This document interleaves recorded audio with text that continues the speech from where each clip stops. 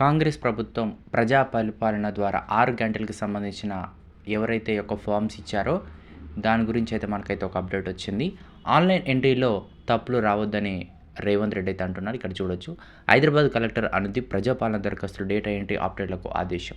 ప్రజాపాలనలో స్వీకరించిన దరఖాస్తులను డేటాను ఎలాంటి తప్పులు లేకుండా ఆన్‌లైన్‌లో నమోదు చేయాలని హైదరాబాద్ కలెక్టర్ అనుదీప్ అయితే ఆదేశించారు. సీఎం ఆదేశాల మేరకు ఆదివారం collector Secunderabad cantonment board office, Malakpet పరిధి అంజయ్ నగర్ కమ్యూనిటీ హాల్లో ఏర్పాటు చేసిన డేటా ఎంట్రీ కేంద్రాలను అకస్మాత్తుగా తనిఖీ చేశారు.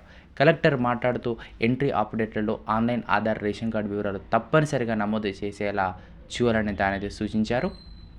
అలాగే ప్రతి కాలంను క్షుణ్ణంగా పరిశీలించి తప్పులు లేకుండా నమోదు చేయాల్సిందిగా ఆదేశించారు. సికింద్రాబాద్ ఆర్టీఓ రవికుమార్ అధికారులైతే ఉన్నారు. జీహెచ్ఎంసీ స్వీకరించిన ప్రజాపాలన దరఖాస్తులకు ఆన్లైన్లో ఎంట్రీ చేస్తున్నారు. 30 సర్కిల్లో 17 మంది సిబ్బందితో 24,74,000 పైగా దరఖాస్తులు ఆన్లైన్లో ఎంట్రీ చేయిస్తున్నారు. సో మరి ఇది మనకి 17 వరకు అయితే ఈ యొక్క ఆన్లైన్ దరఖాస్తు ప్రక్రియ అయితే కొనసాగుతుంది. దాని తర్వాత మరి ఎవరు అర్హులు, ఎవరికి ఈ యొక్క ప్రజాపాలన ఉన్న 6 గ్యారంటీలు ఇస్తారనేది మనకి చాలా చర్చనీయంగా అయితే మారింది. మరి చూడాలి అది. మరి దీనిపై నేనైతే నెక్స్ట్ వీడియోలోకి అయితే అప్డేట్ ఇస్తాను. సో అంతవరకు అయితే మీరు మన ఛానల్ అయితే సబ్స్క్రైబ్ చేసుకోండి. Thank you.